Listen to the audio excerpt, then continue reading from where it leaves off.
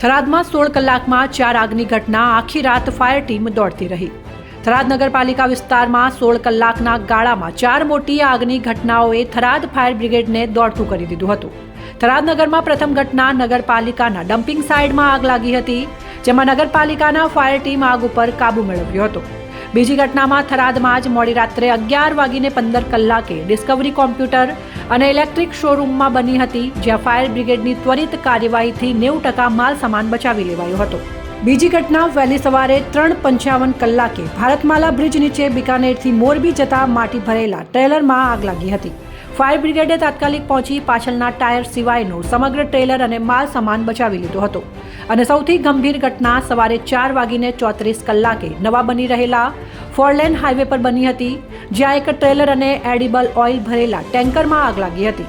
Oil road ઉપર ફેલાતા આગે 500 મીટર સુધીનો વિસ્તાર આવરી લીધો હતો.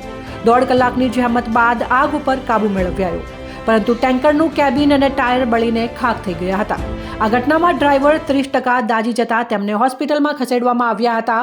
અને થરાદ નગરપાલિકાની ફાયર બ્રિગેડની ટીમે મિની ફાયર ટેન્ડર અને વોટર બ્રાઉઝર્સ સાથે તમામ ઘટનાઓમાં ત્વરિત કાર્યવાહી કરી મોટી જાનહાનિ થતી અટકાવી હતી.